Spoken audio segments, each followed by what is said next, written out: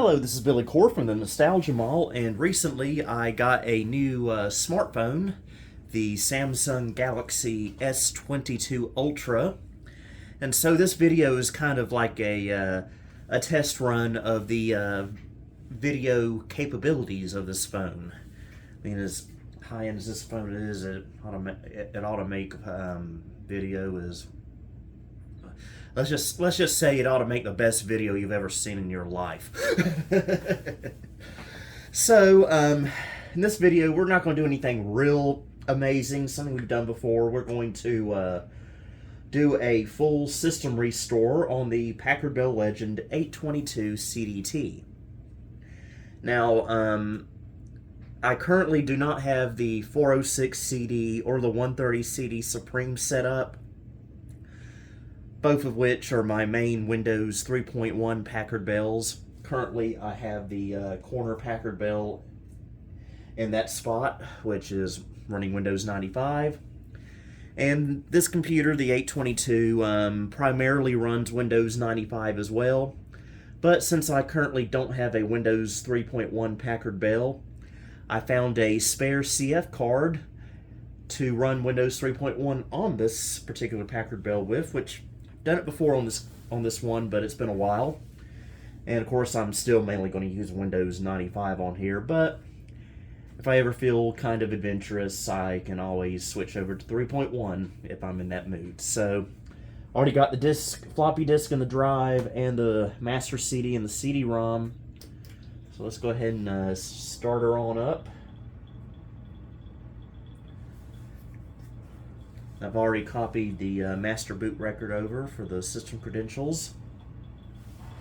Did that last night, actually.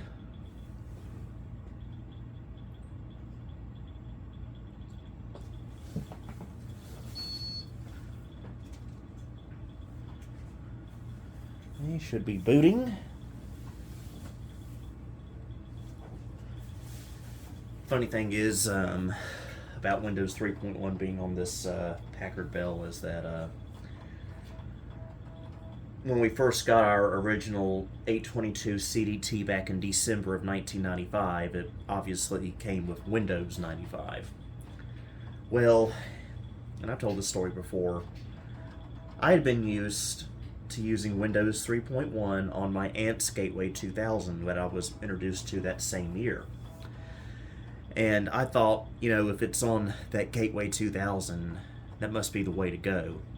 So I really wanted our home computer to have Windows 3.1 like my aunt's.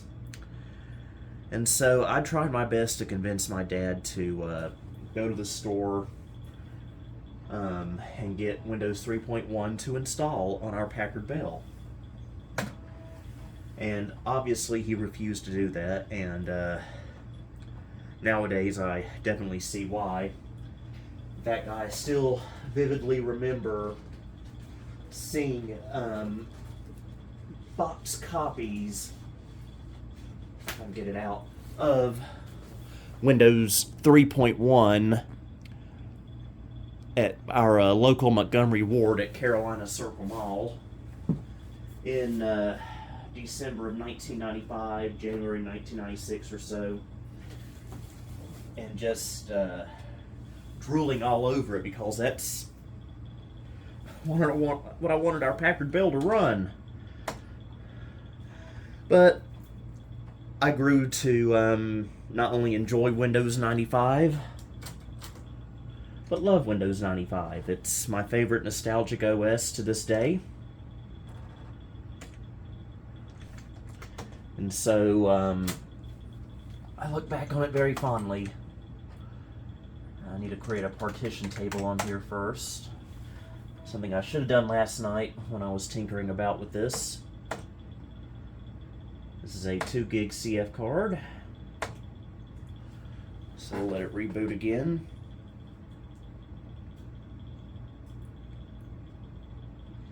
So putting Windows 3.1 on this Packard Bell, or I guess I should have been saying Windows for Workgroups 3.11 if you want to get technical. This kind of gives us a picture of what could have been, I guess. And obviously, looking back, if my dad had purchased Windows 3.1, oh, that would have been a horrible experience trying to get that on there because, yeah, this came pre-installed with Windows 95 and MS-DOS 7, so we wouldn't have had MS-DOS 6.22 or earlier to put Windows 3.1 on top of. And so I can imagine that would have just been an enormous mess that we thankfully avoided.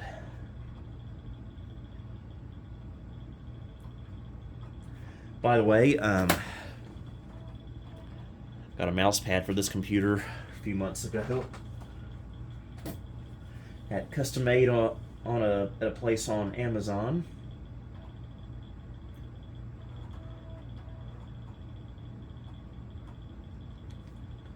And master CD is already in the drive. And we'll go ahead and format our new FAT16 partition. That is, for some reason, 728 megabytes instead of 2 gigs. Why that is, I do not know.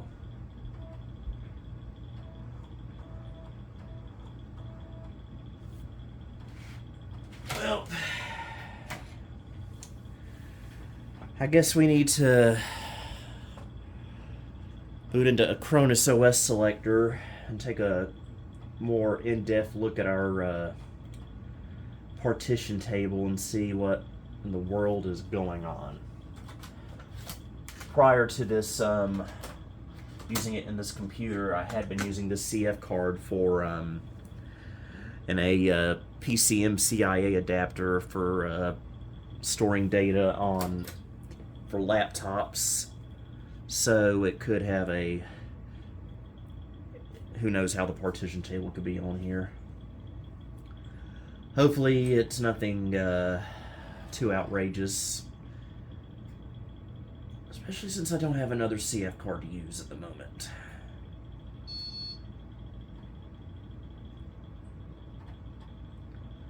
Let's take a look and see what the deal is.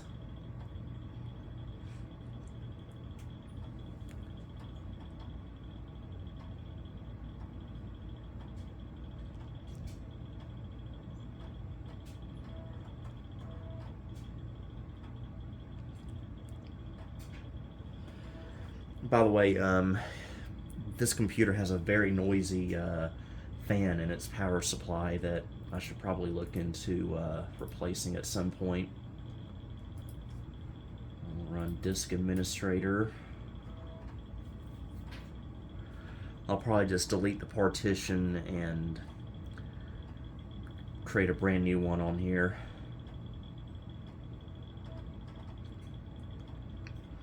And of course, it could be possible the BIOS is getting confused and seeing it at only 700 some megabytes, even though it is a 2 gig CF card. Okay. Yeah, it looks like it had a D partition on here as well, so that's probably the culprit. And so let's just delete everything off of there. Cronus OS selector makes everything so much easier. Not going to make a partition on a Cronus just because I trust these. I don't trust the way it makes partitions as much as it does as F-disk on an old-fashioned Microsoft boot disk. So we'll just start from scratch, I guess. Something always has to go wrong, it seems, in these videos, but at least this time it was a fairly simple solution.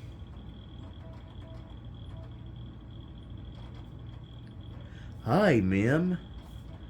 How you doing today?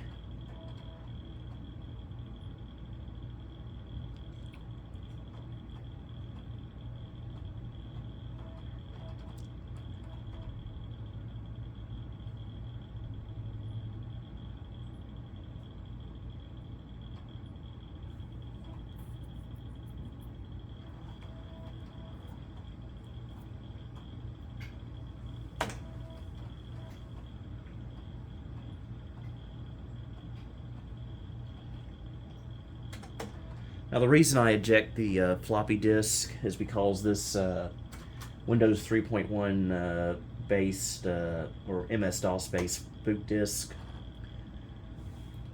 for Packard Bells, for some reason when you tell it to exit, it does an automatic reboot. So before it can do that, I just eject the disk and have it error out. Then go to drive Y, put the disk back in, switch back over to A, and voila.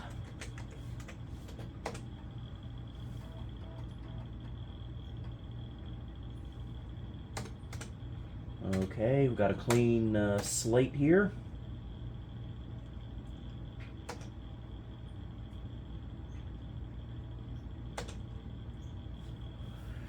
And let's reboot once again.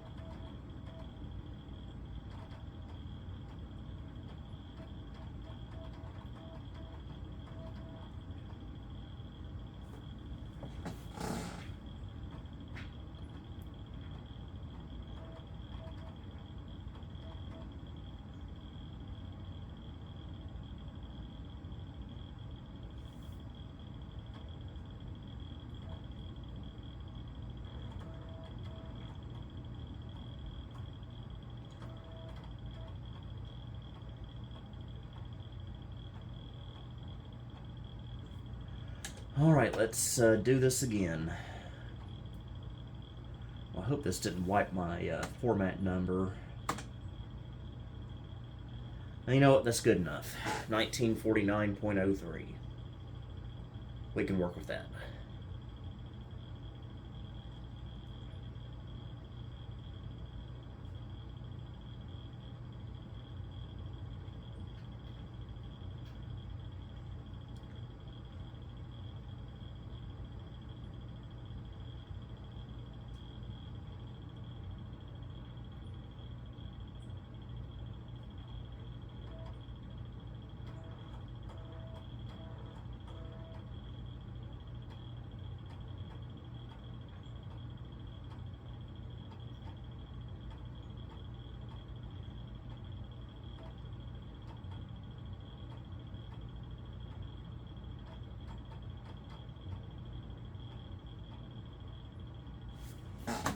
Alright, now let's go ahead and do our restore.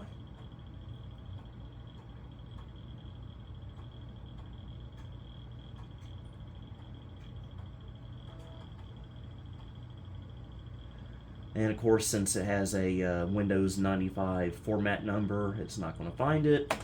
So it'll offer to do a generic restore, which we will do. Alright, this is going to take a while, so hang on folks, we'll be right back.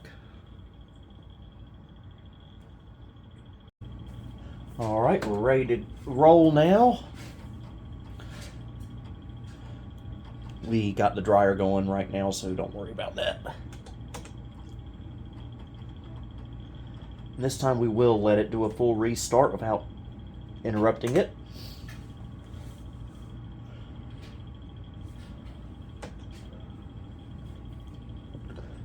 Go ahead and eject that so we can boot from the CF card.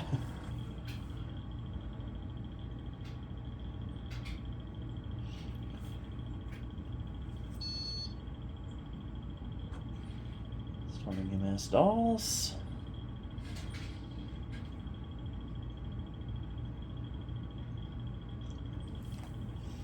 I just want to detect some of our hardware. It'll detect the sound card probably, but not the CD-ROM, since this is not original to the computer.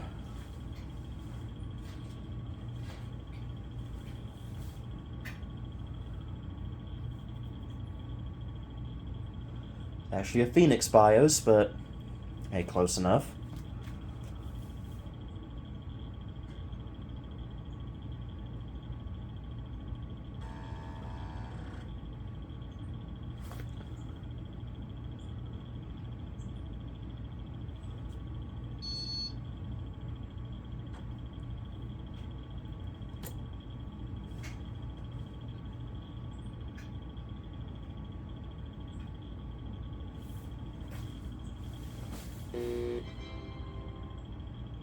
Okay, don't know what that buzzing noise was. That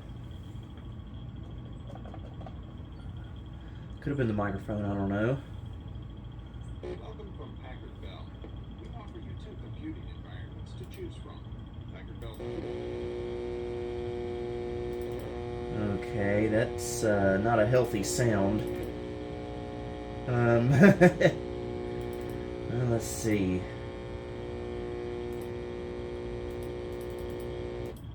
Yep, just as I thought, it was the microphone that I have connected, which I now have muted, so we don't have to worry about that anymore. Okay, first thing we gotta do is, well, you see we're missing a CD-ROM drive. That can be easily rectified. So let's just put our boot disk back in. Actually, first, I'm curious about something. Yeah, we don't need that boot disk, I don't think. What we need, since it's already got the CD-ROM driver on here, the NEC one, so I think all we need to do is just go into Windows Right, go to the root directory, go to our config sys,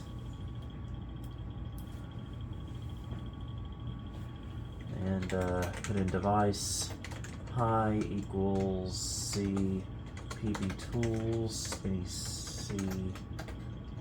ie.sys.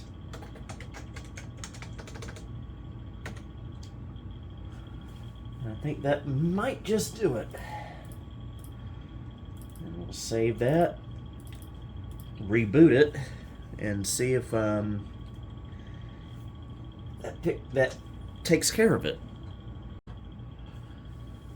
Alright, let's see. I'm in. Right, there's our CD-ROM driver. There we go.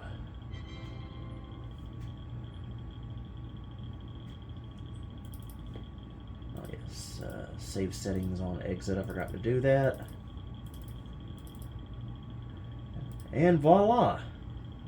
Working CD-ROM drive. And so with that, I don't know why this happens when you do a generic format. We've got a full SVGA video driver, but it's not the official Cirrus Logic one, so we'll go ahead and install that via the master CD. And this should also give us the light blue title bars.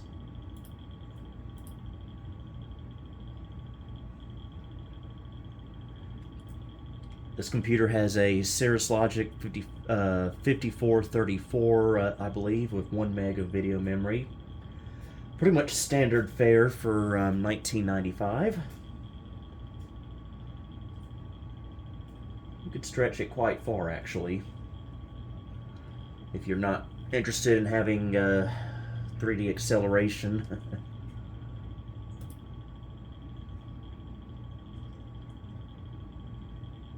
We do have a Packard Bell monitor, which is a 1411 model, and we'll set it to 60 hertz for now, just because I'm recording a video. I'll change it to 75 after I'm done making this video.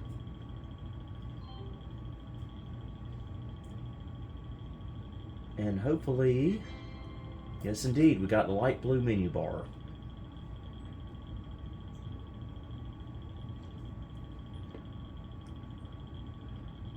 Alrighty. Everything seems to be up and running. I do want to install one thing though. I think I got the disc in here. I do want to set up my 3Com PCI network card that I have in here. I try to keep this Packard Bell as stock as possible. The only real major upgrades I've made to this computer is switching it to a CF card and adding the network card. Other than that, it's pretty much stock original.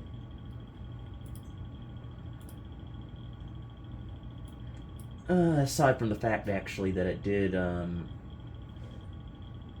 include the it did get upgraded to 32 megs of memory at one point. Originally shipped with 16 megs.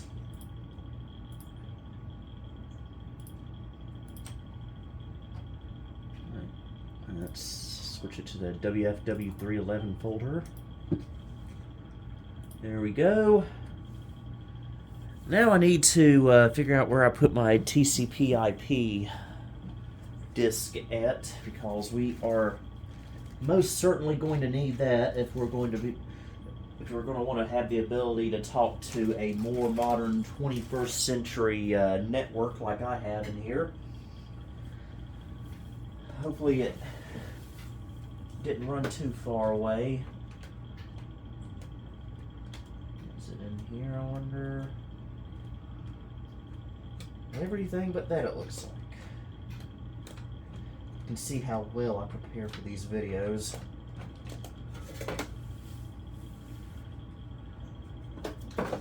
And if all else fails, we can just get online with AOL.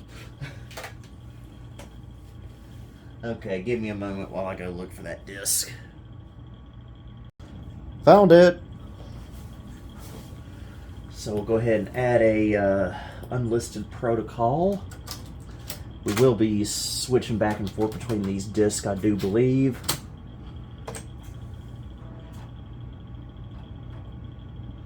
There we go, there's our TCP/IP.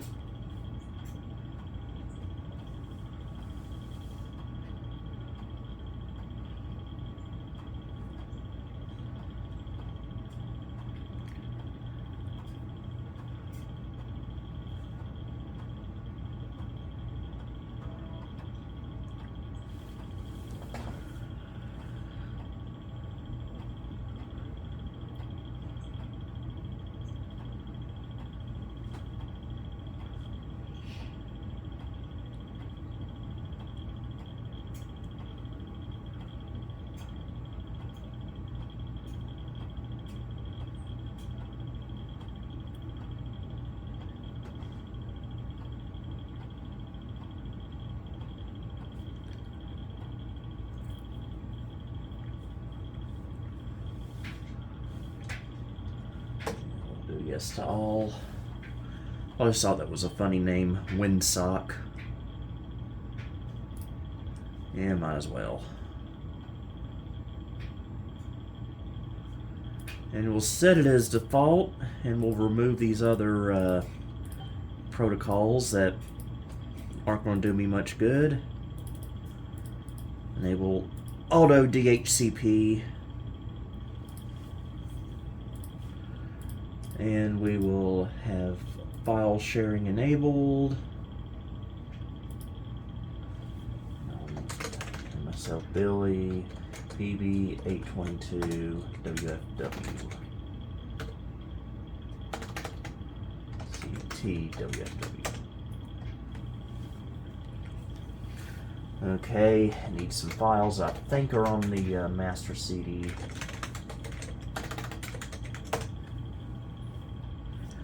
There we go, and we need our network driver again. Keep dropping disk on the floor, that's not going to do us much good.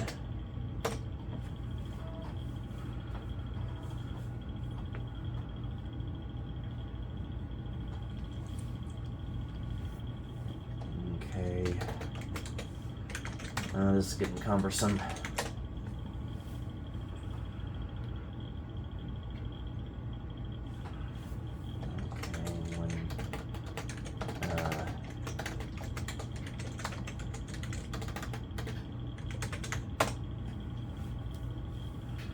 Hopefully that does the trick.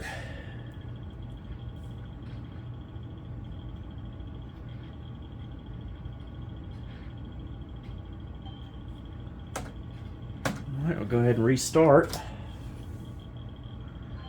We're doing a lot of that in this video, haven't we? Of course, this splash screen is going to stay here a while since it's loading the network.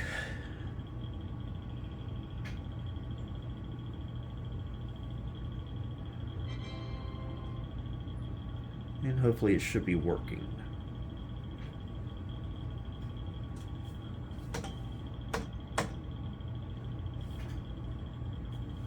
Alright, that looks pretty good to me.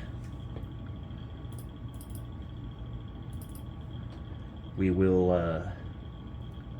go ahead and test it out by pinging Google. Alright, we are on the network. So with that, I will go ahead and map a network drive.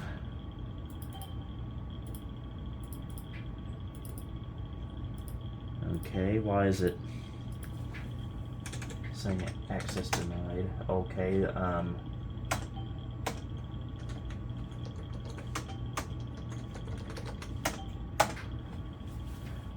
don't know why it's doing that. I can't connect to my server. Huh. Wonder why it's not wanting to connect to it.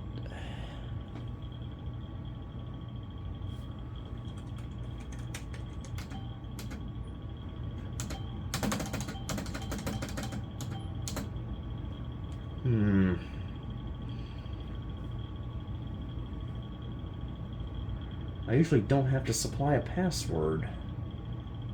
That's the problem. Oh.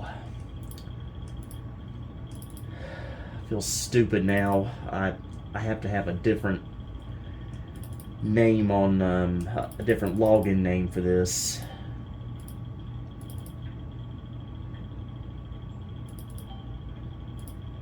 Okay, I was logged off successfully, so... Can I log in a different name, I wonder? My mind was not working properly when I did this.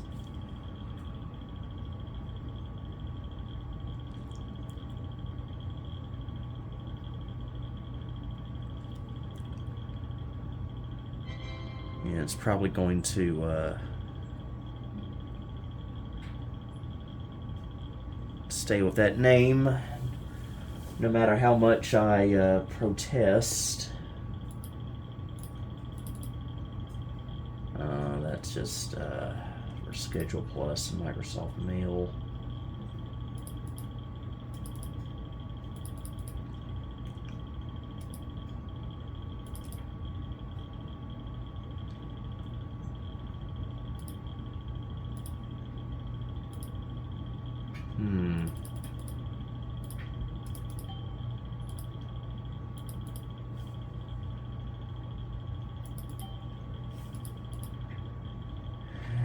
It's gonna be a problem.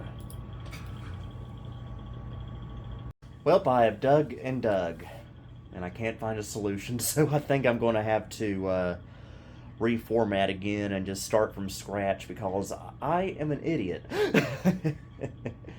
And Windows 3.11, changing the username is not as simple as it is on later versions of Windows, so yeah, that was a big mess up on my part. So I'm not going to bore y'all with the details, so I'll just end the video here. Hope you enjoyed it nonetheless. This is Billy Core, signing off.